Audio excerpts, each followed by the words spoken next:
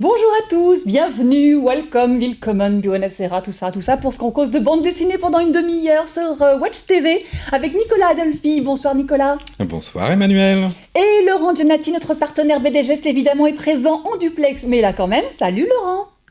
Bonsoir à tous. Salut Laurent. Salut. On a un super programme ce soir, alors je vais l'évoquer en 2 lignes et demie. Notre invité en plateau, juste ici à ma droite, il s'appelle Herman Huppen, de son vrai nom, mais il a choisi son prénom, un peu comme Prince, Johnny, Jennifer, voilà, il lui garde que le prénom. C'est pas tout à fait dû à moi, mais c'est fait que quelqu'un de mon entourage m'a dit signe Herman. Il y a une petite chose, quand même, une petite parenthèse. En réalité, comme je viens d'une région qui a été phagocytée par les Allemands, par les Prussiens à la chute de Napoléon, donc nous sommes restés allemands jusqu'en 1919, il se fait que lorsqu'on est revenu tout fait belge, l'institutrice a dit qu'Herman, ça n'allait pas, elle m'appelait Armand. Non, ça, oui, parce que c'est autorité, c'est une institutrice. Ça, donc les parents n'ont rien dit, on a accepté, jusqu'au moment où j'ai fait de la bande dessinée, qu'elle m'a dit, mais ton vrai prénom c'est quoi? Mais laisse tomber Armand, ça fait dame au camélia, laisse tomber, ça fait con. C'est autrement plus viril, et c'est vrai, ça, un prénom, je dirais de tradition germanique profonde. Je vous dis, je suis belge, hein, je suis pas allemand.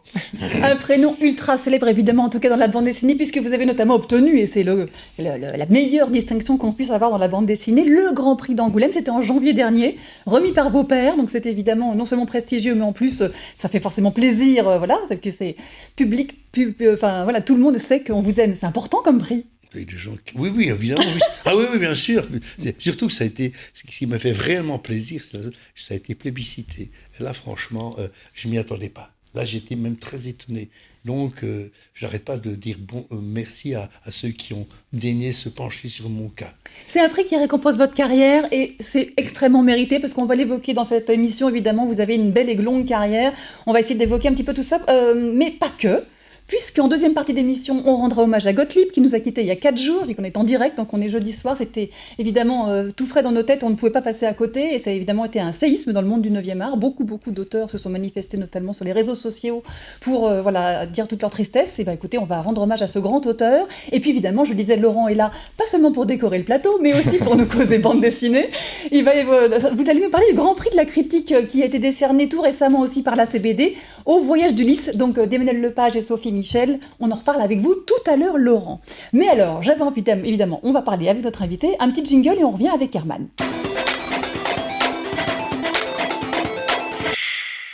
Je l'ai dit, Herman, très belle carrière déjà, qui a été récompensée du coup via ce Grand Prix. Mais évidemment, cette carrière, vous l'avez démarrée dans le journal Tintin, c'était en 1966.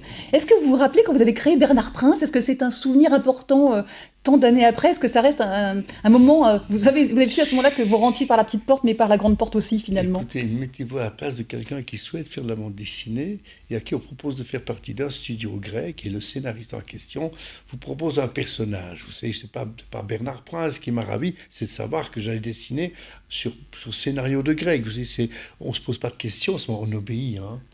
Voilà, donc il n'y a jamais eu de trou d'air après ça. Je n'ai fait que monter. Donc, voulez-vous, je vous dis, j'étais verni. Hein. Mais vous avez surtout bossé énormément. Vous avez touché à tous les styles, histoire, science-fiction, western, aventure. Dans la bande dessinée, vous avez vraiment couvert tous les genres possibles, je crois, ou en tout cas beaucoup. Et alors, vous parlez de certaines collaborations, mais vous avez aussi beaucoup travaillé tout seul. Oui, mais j'aime ça. Mais ça a mis du temps. Il a fallu quand même que je sois un peu fatigué des scénarios de grec qui, à un moment donné, sont devenus un peu faiblards. Il mettait trop d'eau dans son vin. Non, mais c'est vrai. Non, mais c'est authentique. C'est-à-dire, il bouffait tellement de râteliers que c'est pas possible. Il ne pouvait pas satisfaire, il ne pouvait pas, comme je dirais, extraire de lui les meilleures choses. Donc, à un moment donné, ça m'a lassé, quoi. J'avais beaucoup plus aucune surprise. Le plaisir du début fichait le camp. Donc, j'ai décidé de voler de mes propres ailes. Oui. Mais surtout, vous bossez tout le temps. Vous savez combien de livres vous avez publiés depuis le début de votre carrière? Il paraîtrait que c'est plus de 120, mais... Plus de 130. Alors nous, on a compté. Moi, c'est bizarre. Moi, j'aurais dit 105, 106, mais je vous dis, je ne tiens pas une comptabilité. Ça a très peu d'importance. Mais quand vous bossez... Pardon, je vous disais que vous bossez tout le temps. C'est que pour publier autant de livres, même beaucoup d'années, certes, mais vous bossez tout le temps. Oui.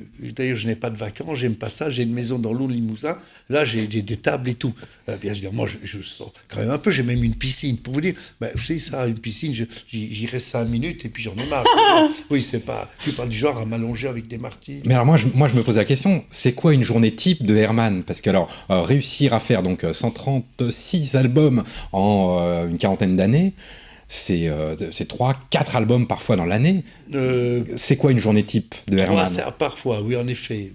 Une journée type, c'est très simple. Vous savez, ma journée, c'est coupé au cordeau. Hein. Je me lève à 9h du matin pour écouter les nouvelles, donc c'est pas très tôt, mais je me couche à minuit. Il faut qu'on me fasse tenir compte de ça. En gros, à part les repas, je bosse jusqu'aux 22h. Donc, le temps du repas, qui dure en général... Parce que ma femme tient quand même à ce que je sois encore à table avec elle. Hein. Donc, ce sont les 2 heures au cours desquelles je peux guère m'échapper. Sinon, c'est la table à dessin. Hein. Alors ça, c'est quand même important pour les jeunes auteurs qui veulent se lancer, ou qui débutent. C'est exactement ce que j'allais dire. Il n'y a pas de secret. Il faut bosser, non, il n'y a pas de secret. C'est comme la musculature. Si vous ne faites pas de poids, vous n'obtiendrez jamais de musculature. Non, c'est à force d'insister. Évidemment, il faut aussi apprendre à être déçu et savoir surmonter la chose. Parce qu'on vit dans la déception constamment. Enfin bon, il y a quand même une certaine récompense à force de travailler. Le boulot. Mais vous savez, quand on aime passionnément quelque chose, le boulot, c'est pas comme aller à l'usine, ça n'a rien à voir. Hein. Cela dit, je disais, vous travaillez beaucoup cette année notamment. Regardez, moi je suis là. On s'était vu au début de l'année, pour d'autres raisons, après le festival d'Angoulême, pour celui-ci qui était sorti, avec votre fils, Holper Anderson. Là, à la rentrée, vous n'avez pas publié Le Passeur, là tout seul, chez Dupuis. Et puis là, moi je l'ai en avant, j'ai dit 136, mais en fait, moi j'ai déjà la chance, j'ai le 137e album, celui qui va sortir tout bientôt, à la rentrée, fin janvier, pour le festival d'Angoulême, justement. Et c'est une nouvelle série. Alors là, c'est encore énorme défi, comme lancer une nouvelle série, avec votre fils, toujours Yves H., ce nouveau héros.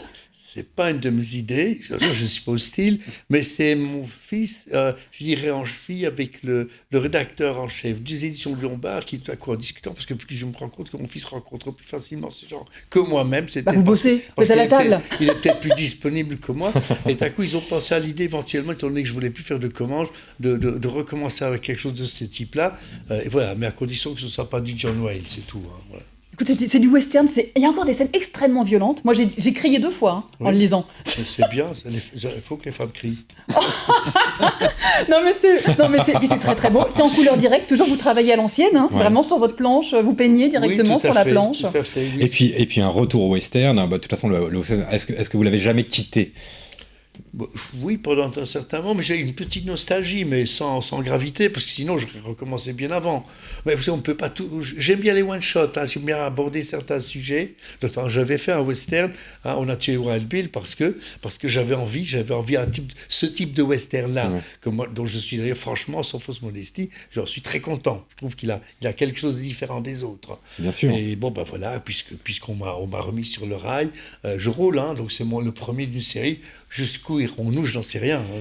Alors c'est une série un peu particulière parce que, d'après ce que j'ai cru comprendre, chaque album racontera une histoire en one shot en fait. Oui, c'est exact, mais en même temps, c'est chaque fois, elles sont plus ou moins reliées, elles sont reliées entre elles quand même, mais pas de manière tellement évidente que, non, Jérémia aussi, c'est plus ou moins relié, mais ça se termine quand même à la fin de chaque album. On n'est pas obligé d'attendre le suivant pour savoir de quoi il retourne. Ça, je ne veux plus du tout. D'accord. Je l'ai dit, Herman, cette année, vous avez obtenu le Grand Prix du Festival d'Angoulême. Ça veut dire qu'en 2017, là, très vite, bientôt, vous allez avoir non seulement une exposition rétrospective au Festival d'Angoulême, qui est présentée avec des milliards d'originaux, j'imagine, et puis vous allez être président du jury aussi 2017. Oui. Quelle belle responsabilité. Oui, je ne sais pas jusqu'où ça va aller, parce que le jury, oui.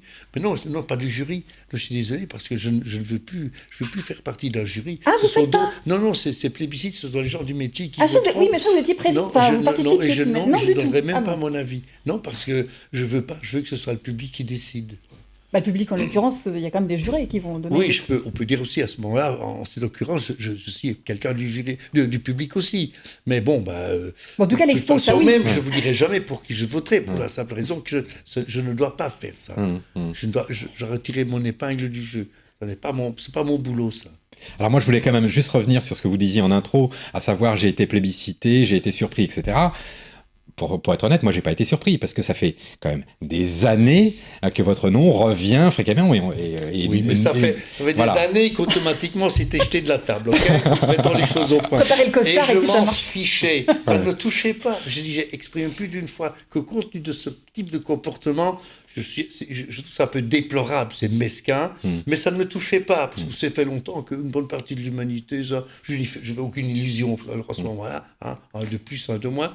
Mais donc, voilà, c'est arrivé comme ça, je m'y attendais pas. Heureusement, j'avais quand même quelques copains dans le métier, des gens de qualité. Est-ce que vous connaissez, pardon de vous couper, le fan club des Philippe, des auteurs de bande dessinée qui s'appellent Philippe? Non, pas du tout. Alors, Philippe Xavier, Philippe Bouc, Philippe Jarbinet, Philippe Franck, mais ils sont hardcore fans de vous. Mais vraiment, eux, ils ont voté pour vous, ça c'est évident. Il y a même Philippe Xavier qui m'a raconté qu'il allait chez vous pendant des années. Vous preniez le temps de le recevoir pour lui montrer, l'aider sur des planches. Philippe Xavier, auteur de Croisade notamment. Il est venu quelques fois. J'avais quand même un peu plus d'expérience. Et devant certaines choses, mettons, je couchais un papier transparent par-dessus ces planches et je donne un peu plus de climat cinématographique. Je modifie. Voilà, c'est tout. Je vous assure que les quelques aides que vous l'avez données, il s'en rappelle encore, c'est essentiel pour lui dans sa carrière aujourd'hui, vraiment. Mais celui n'est pas le seul, d'autres sont venus aussi. Et j'ai essayé d'être le plus sincère possible et de leur expliquer ce qui, professionnellement, peut les aider. Et après ça, je leur dis, écoutez, vous emportez mes croquis, parce que c'est ce que je vous ai dit, vous pouvez très vite oublier. Tandis qu'en reprenant les dessins, en les regardant, vous allez vous souvenir de ce que je vous ai dit. Et ça va servir de leçon plus tard. Et après, quand vous n'en aurez plus besoin, vous l'envoyez ça à la corbeille. Voilà, c'est ça. J'aime beaucoup vous entendre dire que vous donniez des conseils sur le volume, parce que c'est quand même une des caractéristiques générales de votre travail, c'est-à-dire que vous travaillez, vous, sur ce que j'appellerais de la 3D, puisque vous travaillez toujours avec des profondeurs, etc. Oui. Grand sens du cadrage dans le travail d'Herman, ça c'est évident. Mais c'est du cinéma. Oui. C'est ça. Oui, mais vous aimez le cinéma? De manière très simple. Oui, j'y vais moins maintenant parce que malheureusement, le copain qui m'accompagnait, il a eu la mauvaise idée de mourir d'un cancer il y a 1 an. Donc, j'y vais moins souvent. C'est pas que j'ai allé au cinéma seul, mais là, on dirait qu'il y a quelque chose de plus une tromperie. Mais donc, j'ai reçu pas mal de quelques dessinateurs enfin qui sont venus chez moi, à qui j'ai prodigué le genre de conseils que ce que j'ai fait avec Philippe Xavier. Et maintenant, il n'en a plus besoin et c'est très bien. C'est un peu ce que j'entends parce que je n'ai pas donné des conseils pendant 15 ans à des jeunes dessinateurs. Ils cessent d'être jeunes et c'est que parfois, oui, mais c'est déjà arrivé d'avoir des gens qui m'envoyaient par courrier des trucs à soumettre. Et chaque fois, c'est les mêmes défauts qui apparaissaient. J'avais beau leur dire, travaille ceci. Il y en a qui entendent mieux. Je vais vous donner une dernière confidence de Philippe Xavier. Il m'a dit un truc que je trouve génial. C'est-à-dire que aujourd'hui, quand il travaille sur ses séries tout seul, notamment Hiver 1709 où il n'a pas de scénariste, parfois quand il est tout seul sur sa page et qu'il est un peu planté, il a toujours un de vos livres, peu importe l'album, toujours sur sa table, il regarde et tout de suite l'inspiration revient. Ah non, c'est fort quand même ce que vous faites. C'est-à-dire, j'ai quand même, graphiquement parlant, pas intellectuellement, j'ai le sens du cinéma. J'ai le sens du spectacle, je raconte quelque chose. Je ne suis pas un narrateur intellectualisant. Ça ne fait pas partie de mon génie, si je puis dire ce terme. Je suis un gars de la campagne. Moi, là, il y a la forêt, les sangliers, tout ça. Ça m'a donné des idées. Je me fous de ma gueule, là. Non, écoutez, en tout cas, Herman, vous avez vraiment baigné nos enfances, baigné nos adolescences, baigné le reste aussi. Et vous avez inspiré de nombreux auteurs. Vraiment, c'était hyper important et très bien que vous ayez ce grand prix. Absolument. On va maintenant rejoindre Laurent Genati puisqu'il nous a préparé son coup de cœur de la semaine. C'est le coup de cœur de BD Geste.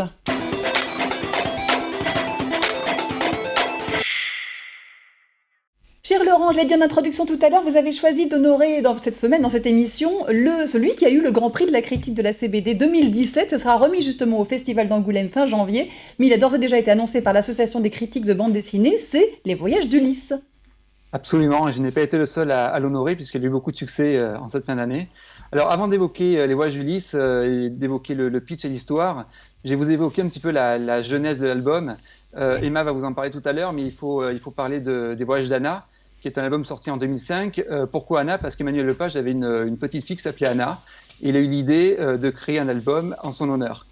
Quelques années plus tard, il a eu un fils qui s'appelle Ulysse, et son fils lui a dit: Papa, dis-moi, quand est-ce que moi aussi j'aurai droit à un album qui porte mon nom?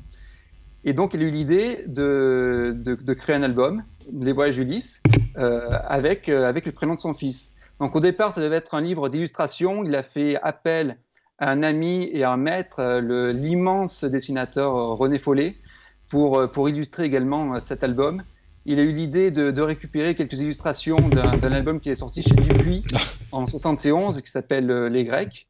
Et ils sont allés voir Daniel Maguen en leur proposant ce projet. Daniel leur a dit: c'est très bien, mais ce que j'aimerais aussi, c'est avoir un petit peu de bande dessinée à l'intérieur. Ça serait bien qu'on ait quelques pages de BD. Et c'est là que Sophie Michel intervient. Elle a créé un scénario basé sur les voyages d'Ulysse, le vrai Ulysse, celui de l'Odyssée. Mais plutôt que d'incorporer un personnage masculin, elle a eu l'idée de le remplacer par un personnage féminin qui s'appelle Salomé.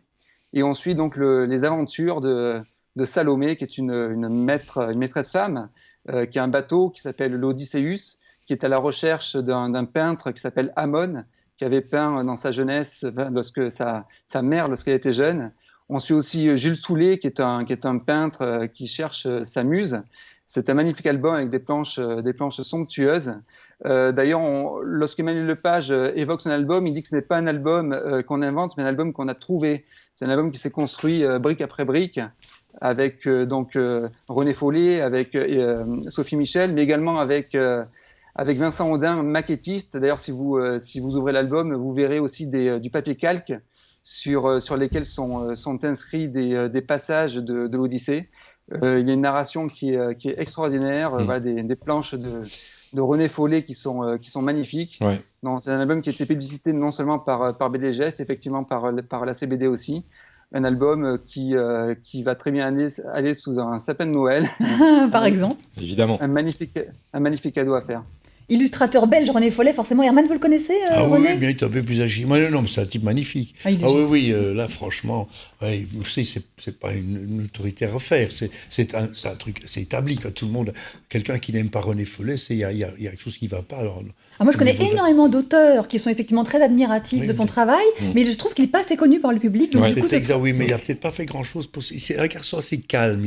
Il se pousse pas des... Très humble, très timide, mais tellement talentueux. Oui, mais évidemment. Mais ça... Du coup, là, je montre les illustrations qui sont publiées à la fin du livre des Voyages d'Ulysse dont on parlait, parce que voilà, c'était l'occasion aussi de redécouvrir ces dessins en grand. Certains sont insérés dans nos livres, et puis donc il y a aussi tout le cahier à la fin. Et puis donc vous le disiez en introduction, mais effectivement, il y avait d'abord Les Voyages d'Anna, qui vient d'être réédité donc chez Daniel Maguen, puisque c'est Daniel Maguen qui a édité également Les Voyages d'Ulysse. Sauf que si vous connaissiez le livre en 2005, vous pouvez y retourner, parce qu'il y a 40 pages en plus du tant qu'à faire. Ils ont redessiné. Emmanuel Lepage, a refait 40 pages en plus dans ce livre-là, qui est également très très beau. Donc voilà, double sapin de Noël, je pense.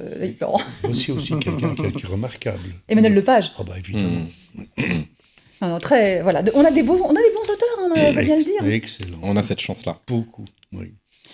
On va enchaîner avec le dossier de la semaine, puisqu'on le disait, Gottlieb est décédé il y a 4 jours, et on avait envie évidemment de lui rendre hommage dans cette émission. Voilà. Et c'est Nicolas qui s'y colle.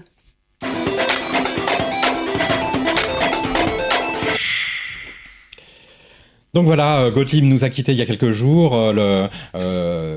Ce qu'on dit, la formule consacrée, c'est une page de la bande dessinée se tourne avec la disparition de Gottlieb. Donc effectivement, c'est un petit peu compliqué de revenir sur la totalité de sa vie parce qu'elle est très complète. Il a fait beaucoup de choses. Alors on avait envie un petit peu de donner l'esprit Gottlieb.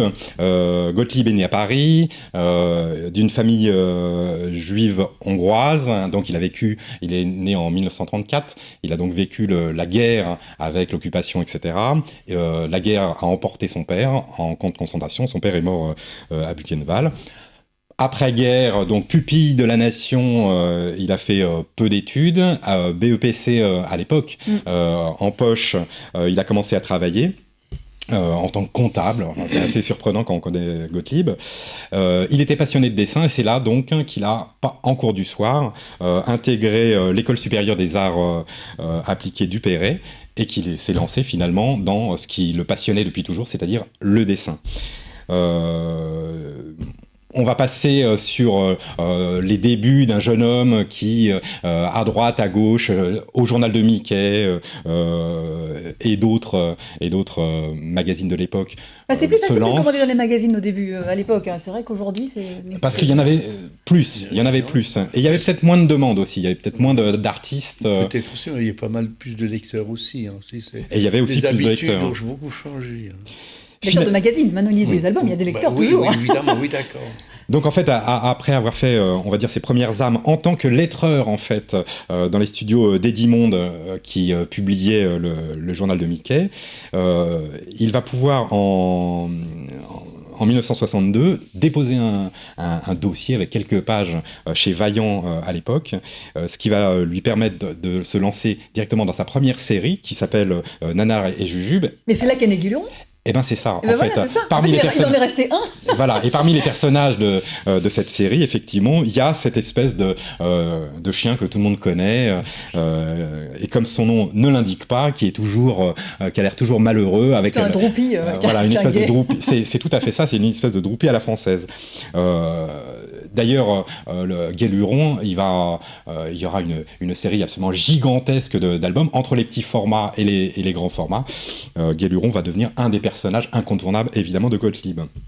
Dans les années 60, il continue, par exemple, il dessine dans Record. Alors tout le monde a oublié ce que c'était que Record, mais ce qui est important, c'est qu'il commence à dessiner des personnages qu'on va retrouver ensuite d'une manière redondante dans des séries comme Rubrique à Braque, évidemment, et puis ça, un peu plus tard aussi dans les Dingo Dossier, puisque les Dingo Dossier, c'est en 65 qu'il les crée. Ça, c'est quand il rentre à Pilote, c'est après. C'est quand il rentre à Pilote, parce que c'était son rêve absolu. À l'époque, rentrer à Pilote, c'était le rêve absolu de quasiment tous les jeunes auteurs qui étaient dans cette mouvance-là, on va dire.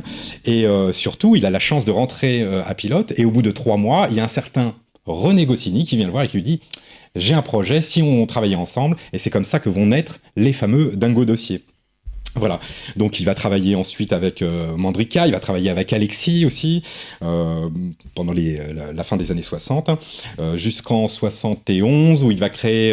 parce que, il faut comprendre que tous ces auteurs d'époque, l'époque Pilote, étaient aussi passionnés, on va dire, de tous les arts populaires, et en particulier la musique. Et c'est comme ça qu'il va créer le fameux hamster jovial pour rock and folk à l'époque.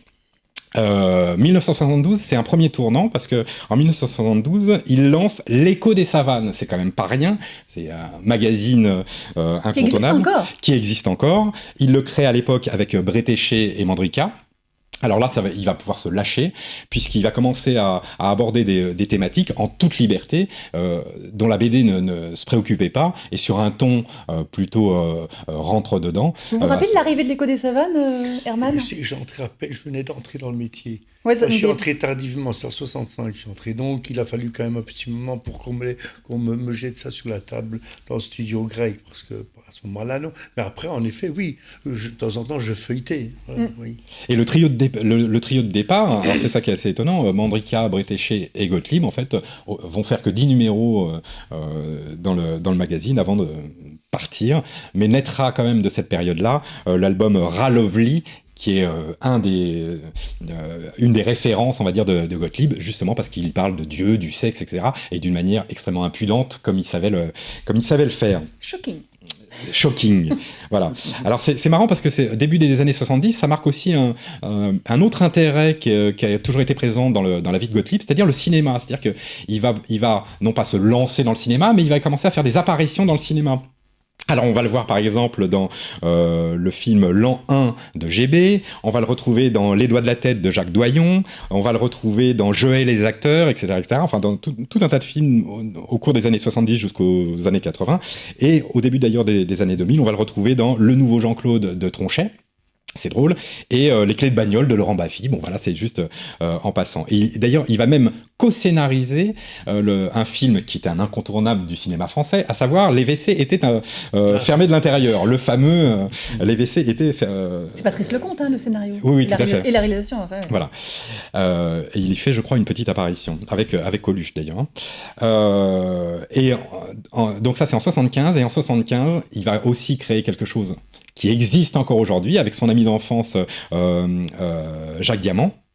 À savoir, il va créer un certain magazine, le fameux Fluide Glacial, donc le magazine d'humour et bande dessinée, avec un U à humour et bande dessinée en un seul mot, et quasiment le seul magazine de cette époque qui perdure et qui continue encore aujourd'hui, donc qui a passé les âges. Voilà, ça va lui permettre d'ailleurs, c'est dans ces pages-là qu'il va créer un de ses derniers personnages, une de ses dernières séries extrêmement importantes, à savoir le fameux Pervers Pépère, qu'on connaît tous. Mais ce qui est étonnant, en revanche, c'est que ça fait 30 ans qu'il n'avait rien publié, rien dessiné. Et qui restait malgré tout dans la mémoire pour tout le monde. On a l'impression que... D'ailleurs, j'ai appris à l'occasion de son décès qu'il n'avait pas dessiné depuis 30 ans. Moi, j'avais l'impression que finalement, il continuait, tout le monde le connaît, tout le monde le lit, et on ne pensait pas que c'était alors, d'après ce que j'ai compris, il est quand même resté très présent dans l'éditorial pendant des années, en tous les cas, de Fluide. Voilà. Lui, il se plaisait à dire une chose. Déjà, il y a une chose importante, et ça montre un petit peu qui était Gottlieb. D'abord, la manière dont il travaillait, il a toujours dit « Moi, je bosse pour mes copains et pour moi ». C'est-à-dire que le premier truc qui l'intéressait, c'est de faire rire ses copains. Donc ça, c'est quand même assez... C'est très bien. C'est les bases, c'est très sain. Voilà. Donc il n'était pas dans une logique ni carriériste, ni de merchandising, etc. Et il explique d'ailleurs, c'est pour ça que durant toute sa carrière, toutes ces histoires sont très courtes finalement, elles se font en 3-4 pages. Il en a fait quelques-unes d'un petit peu plus longues, mais très peu, parce qu'il disait qu'il avait envie de raconter à ses potes des histoires comme on raconte une blague, et si on raconte une blague qui dure 2 heures, on perd ses potes simplement. C'est ça l'idée. Alors... Donc effectivement, il était absent, mais il était toujours présent en fait. On le rencontrait aussi ça et là, très présent autour de Fluide Glacial évidemment. Il était Grand Prix aussi d'Angoulême, c'était en 91, voilà. Avant vous. Hein. Donc effectivement, il a reçu tout un tas de prix prestigieux. Donc effectivement, en 91, le Grand Prix d'Angoulême. Il a été fait chevalier des Arts et Lettres dès 75, puis chevalier de la Légion d'honneur, ce qui est quand même pas rien. Il a reçu aussi en 2001 le prix Raymond Poivet à Angoulême, et le Grand Prix Saint-Michel en 2007. C'est un prix important en Belgique, ça. On va dire que sa dernière production, et elle est assez étonnante, c'est qu'il a écrit une espèce de roman autobiographique qui est sorti en 93 chez Flammarion, qui s'appelle « J'existe, je me suis rencontré ». C'est du Gottlieb tout craché. Moi, ce que je peux dire, voilà, on a fait vraiment un résumé de ce qu'a pu être sa vie. Ce que je peux dire de Gottlieb, c'est il nous a bien fait marrer, parce que soyons clairs, et puis il va quand même bien nous manquer, quoi. Voilà. Je disais tout à l'heure, Herman, que vous aviez touché à tout, mais finalement, l'humour, non.